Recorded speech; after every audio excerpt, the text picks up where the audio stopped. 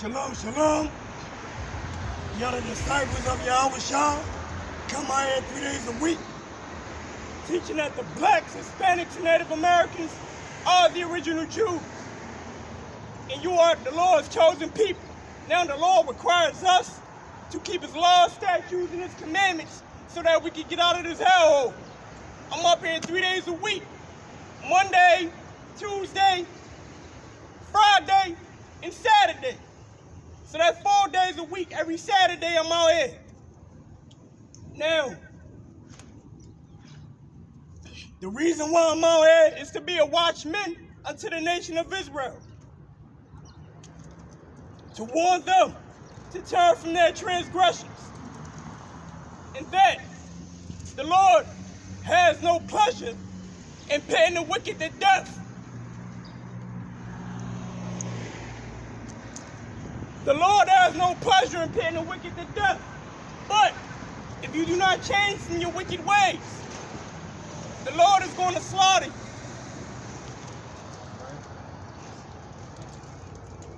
So it is very imperative that we turn from our wicked ways, that we stop committing sin against the Lord, so that we can get the promise, which is promised to us, and that is the kingdom of heaven, which will be on earth, and which will be ruled by a king by the name of Yahweh the Christ. And the laws will govern the kingdom.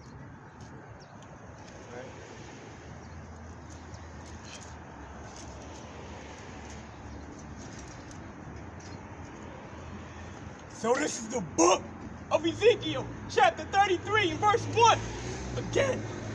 Again, the word of the Lord came unto me, saying, Son of man, speak to the children of thy people, and say unto them, when I bring the sword upon a land, if the people of the land take a man of their coasts, and set him for their watchmen. So, the children of Israel, they have set a man to be their watchman. Now, the duty of a watchman is when he sees danger coming to the land, the watchman, his duty, he's supposed to warn the people of the oncoming danger. If when he sees the sword come upon the land, he blow the trumpet and warn the people. Then whosoever heareth the sound of the trumpet and taketh not warning, if the sword come and take him away, his blood shall be upon his own head. So, the dangers that is coming to America, my duty is to be a watchman, is to warn the people, warn the blacks, Hispanics, and Native Americans to turn from their wicked ways and stop sinning against the Lord. By eating pork, shrimp, crab, lobster, celebrating American holidays, which are dedicated to other gods. When we do these things, we partake in idolatry. Now, idolatry is a sin punishable by death. But if you take heed unto the words of the Lord and turn from your wicked ways, the Lord will spare you. He heard the sound of the trumpet, his blood shall be upon him, but he that taketh warning shall deliver his soul. So, the man or the woman, the Israelite man or woman who taketh heed to the words of the Lord and change their ways to become obedient to the Most High Power Yahweh, what are you going to do? What are you going to do? Deliver your soul. Meaning this, you have delivered your soul from death. You have delivered your soul from the second death. You have delivered your soul from burning in fire and brimstone, coming back into the Lord as a Hebrew Israelite, learning your heritage, your nationality, that the black man, woman, and child, Hispanic man, woman, and child, Native American man, woman, and child. You are the 12 tribes of the nation of Israel. You are the biblical Jews of the Bible. But if the watchmen see the sword come and blow not the trumpet, and if the people be not warned, if the sword come and take any person from among them, he is taken away in his iniquity. But his blood will I require at the watchman's hand. So, I have a duty to be a watchman, right? Being so, what good is it if I have all of this knowledge and I have the understanding to know that I see danger coming? That if you do not keep sinning by breaking the Lord's laws, destruction will be at your doorstep. But if I know all this knowledge and don't come out here to be a watchman, guess what? You still will die in your sin. But the Lord will require your blood by my hand. Why? Because I can't, because I didn't come out. I didn't warn him. I didn't warn the sinner. Tell him to turn from his sinful ways. But instead I chose to be in the house with my feet kicked up, enjoying the pleasures that come with this life.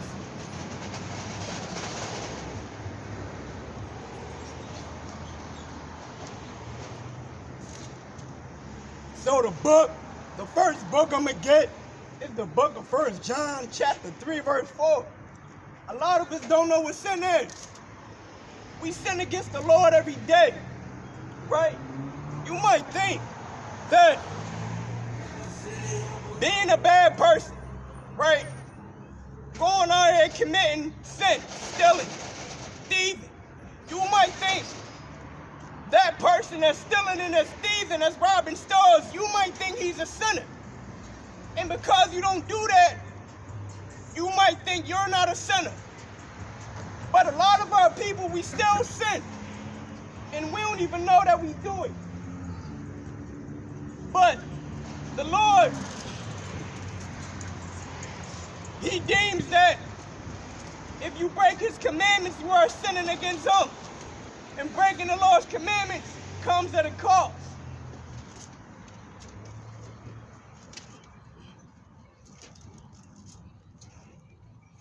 The book of 1 John chapter 3 verse 4. Whosoever committeth sin transgresseth also the law. For sin is the transgression of the law. When you break the Lord's laws, statutes, and commandments, guess what? You commit sin against the Lord. Now, when you commit sin against the Lord, punishment and destruction is coming your way. It's simple as that.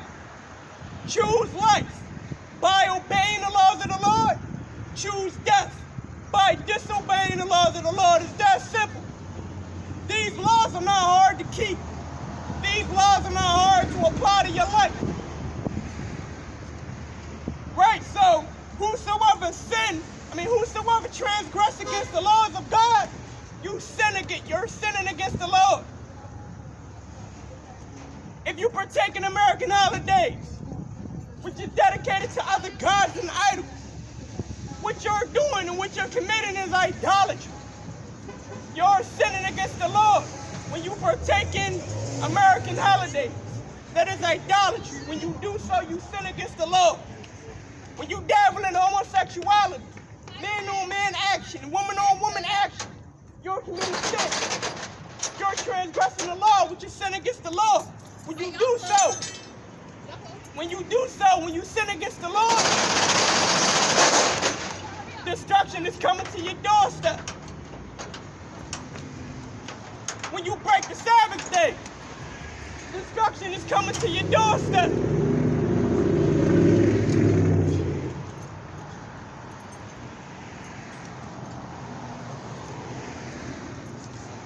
Now, a lot of us out here, we walk around here and we commit adultery, right? It could be a man. He's looking at his brother's sister. He's looking at his brother's woman. He knows that this woman is married to this man, but he still decides to be with this woman in secret. Right? They start to hold hands. They start to kiss and make out. They start to do sneaky things with each other in secret.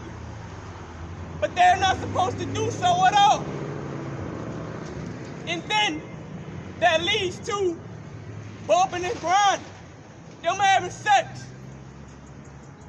But we're going to get it from the law that is adultery. And adultery is punishable by death, according to the law of the Lord.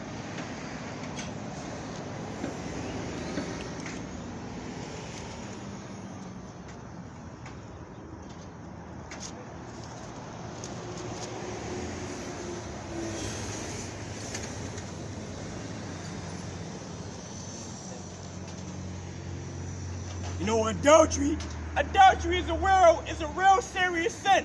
When you transgress against the law of the Lord, you're sinning against the Most High Power Yahweh, the God of the Hebrews, which are the blacks, Hispanics, and Native Americans.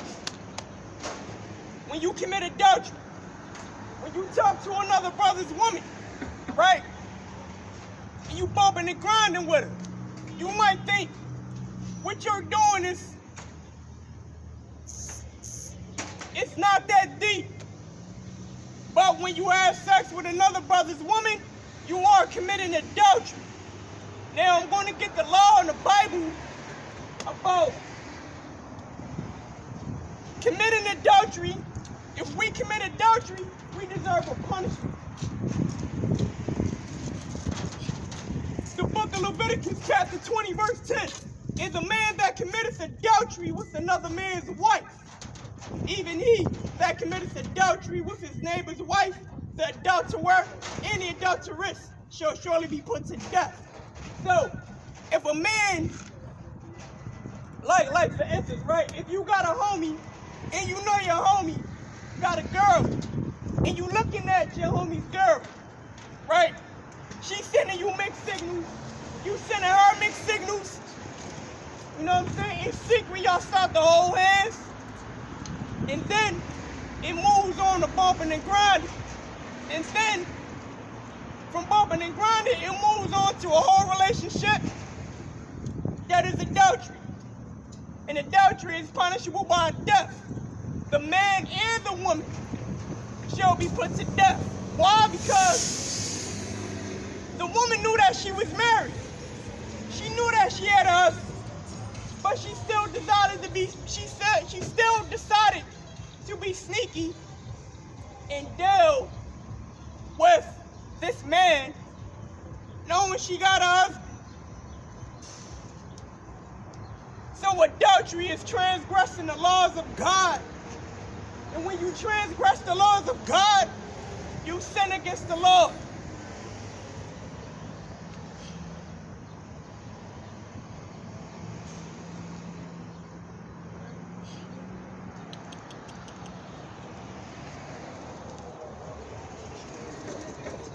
Now, I'm going to show you the punishment which comes with committing adultery, right?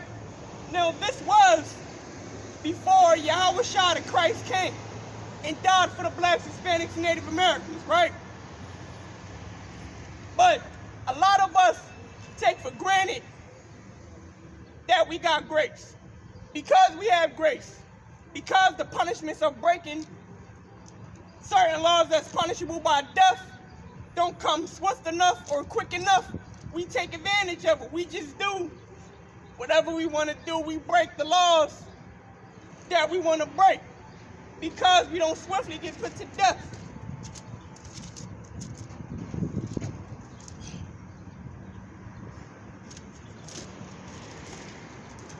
Now, this is the punishment of committing adultery, and this is the punishment of committing idolatry as well.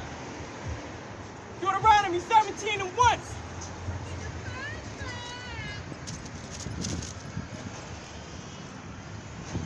Deuteronomy chapter 17, verse 1. Thou shalt not sacrifice unto the Lord thy God any bullock or sheep wherein is blemish, or any evil favoredness, for that is an abomination unto the Lord thy God.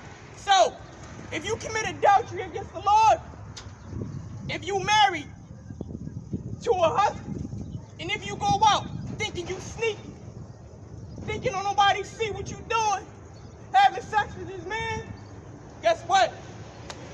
You're committing adultery.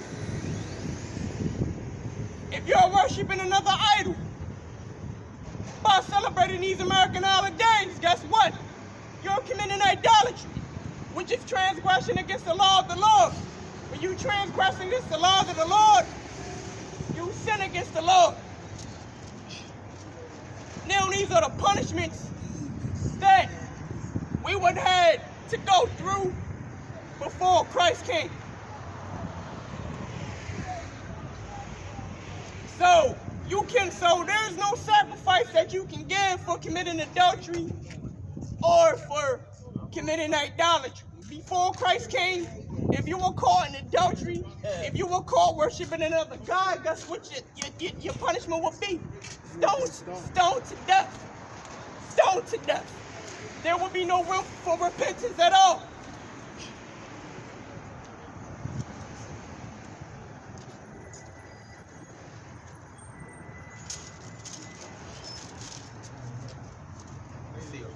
If there be found among you within any of thy gates, which the Lord thy God giveth thee, man or woman, that wrought wickedness in the sight of the Lord thy God, and transgressing his covenant.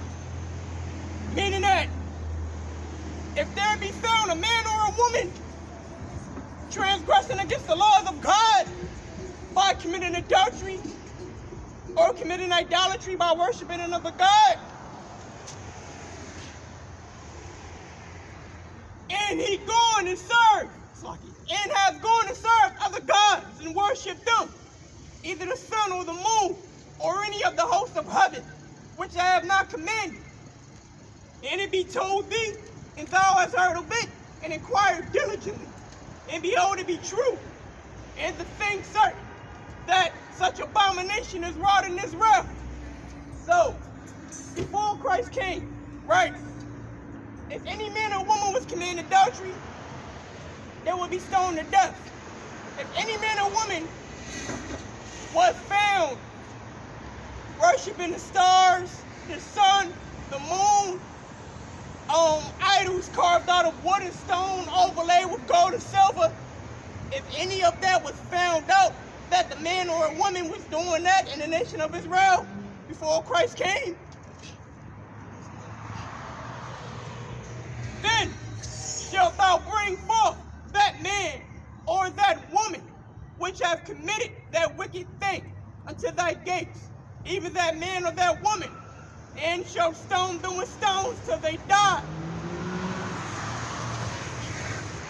At the mouth of 2 witnesses or 3 witnesses, he that is worthy of death be put to death. But at the mouth of 1 witness, he shall not be put to death. So, if two or 3 witnesses saw you worshiping the stars, the sun, the moon before Christ came, if they saw you, if they knew that you was married to another man, but you call yourself being sneaky and trying to have sex with another man, guess what? That's adultery. If two or three witnesses saw you doing that, they'll drag you into the midst of the city. They'll drag you into the midst of the city, right? Then your punishment will be death. You had to get stoned to death. Big stones, big boulders being thrown at you. You can't go nowhere. You can ball up, do whatever you want. But those stones gonna hurt you. You gonna catch this death. You gonna get that punishment for committing adultery and for committing idolatry.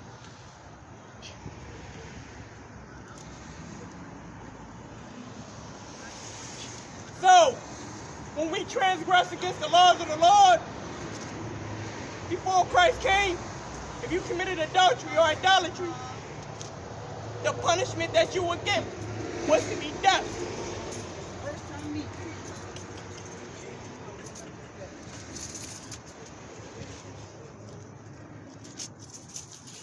Now, concerning the men, there's laws in this Bible concerning how you are supposed to act on this earth, how you're supposed to walk, right? Now, the Lord created us. We are not supposed to be getting shape-ups. Why? Because when we do so, we push our hairline back. And when you push your hairline back, you're gonna receive an hairline, right? You wonder why people be bald at the age of 30 or at the age of 25. Even when you go to the barber, and you get and you ask the barber to shake your beard up, right? Why are you asking the barber to shake your beard up? You ain't doing nothing but pushing your beard line back. If you could grow full beard, let it grow. Well, like a lion has a mane for a reason. A lion has a mane for a reason. A beard is a man's badge of dignity and honor. But the Lord says that you shall not round the corners of your head, neither shalt thou more the corners of thy bed.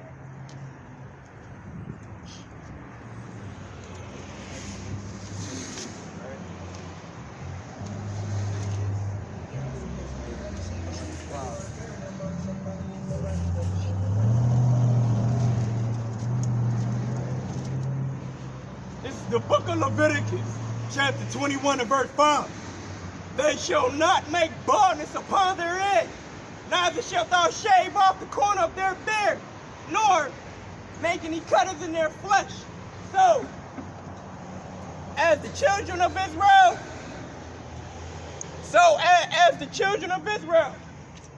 we are not to make baldness upon our heads. If you could grow hair on your head, and you're a man and a woman, shalom, brother.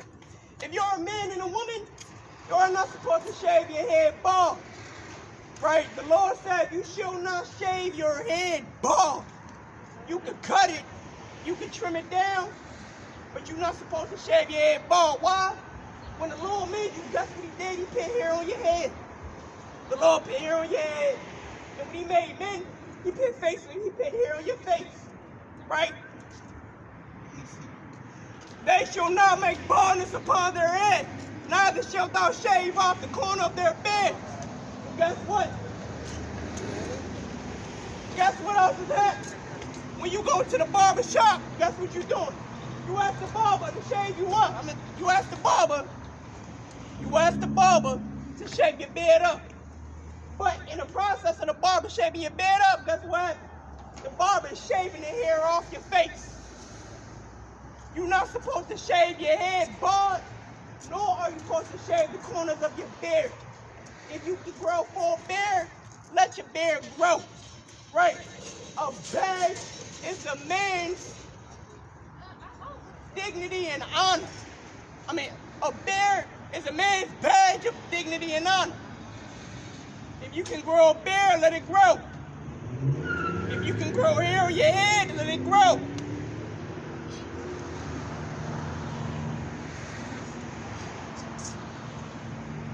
The book of Leviticus, chapter 19, verse 27.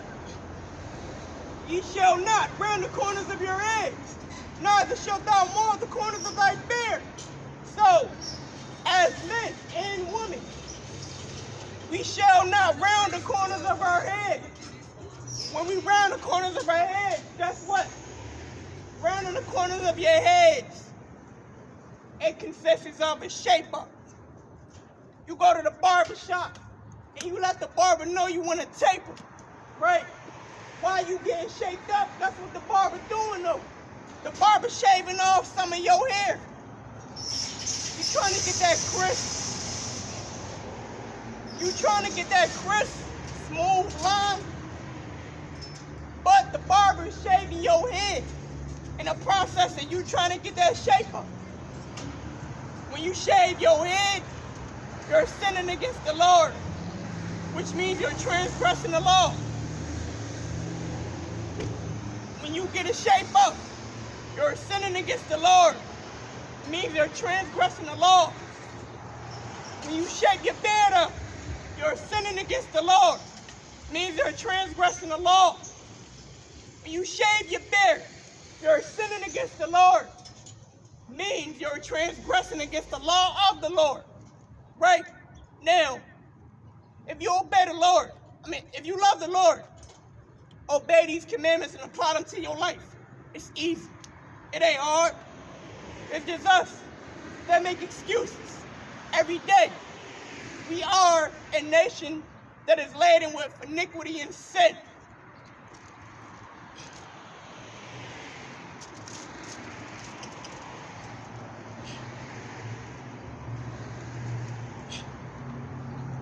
Now, concerning the law on homosexuality, America, they made a law back in 2008, maybe 2016, I'm not sure, but they legalized homosexuality. If America legalizes homosexuality and the Lord is against homosexuality, what does that tell you? That should tell you that America is against the God of the Hebrews, whose name is Yahweh Shah, the God of the blacks, Hispanics, and Native Americans. Now, there's a law about homosexuality, that we should not partake in homosexuality and homosexual acts because the Lord is against it. And when we do so, we transgress against the law, so that means we sin against the Lord. The book of Leviticus, chapter 20 and verse 13. If a man also lie with mankind as he lies with a woman, both of them have committed an abomination, they shall surely be put to death. Their blood shall be upon them.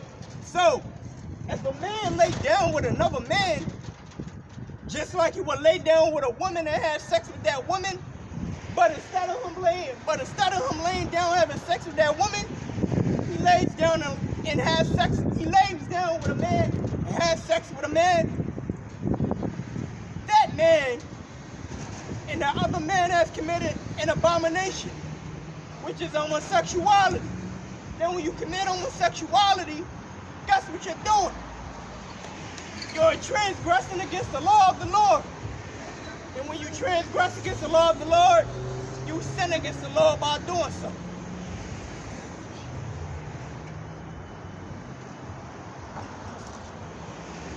Now, the Lord does not hear the prayer of a sinner. The Lord does not hear the prayer of a sinner. Right? I know we all heard that lie.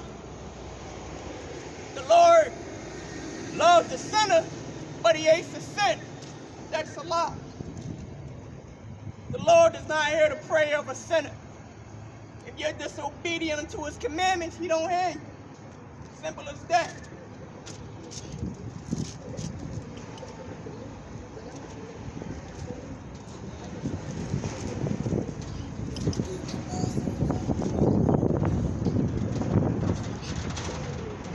John chapter 9 verse 31.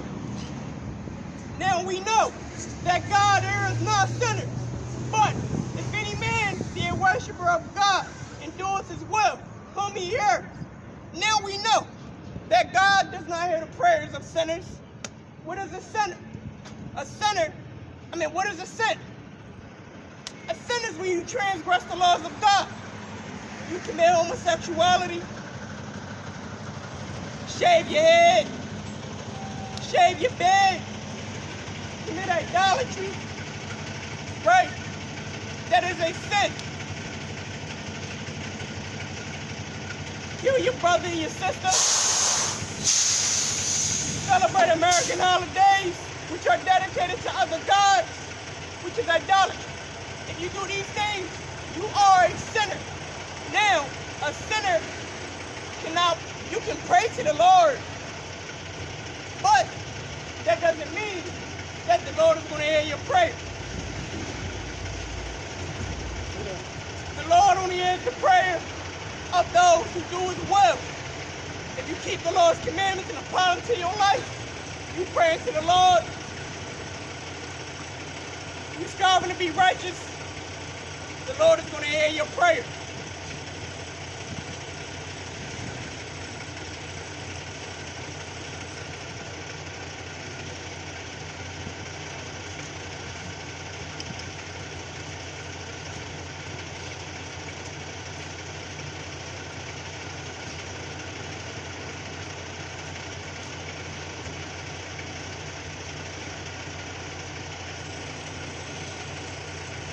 All right, now, I know we all heard the lie before. God hates the sin and loves the sinner. But we're going to get the truth out the Bible, or what the scriptures really say. about, we're going to see if God hates the sin and loves the sinner. Excuse me, brother, can I ask you a question? Do you love God? Always? How do you prove that you love Him? I can tell with that flow. All right, let's go. You guys here. All right, my heart. So, Ecclesiastes 12:6. For the Most High hated sinners and will repay vengeance unto the ungodly and keepeth them against the mighty day of their punishment. So, the Most High, He hates sinners. What is a sinner? A sinner is when you break the laws of the Lord. When you commit adultery, idolatry, homosexuality, shave your head bald, shave your beard off, shape up your head, shape up your bed, you're sinning against the Lord. You're transgressing against His law. Now, the Lord, if you sin against the Lord hates you. When you sin against the Lord and break His commandments, the Lord hates you, and the Lord will keep you alive. The Lord will keep you alive until that day that you will be put to death for breaking His laws.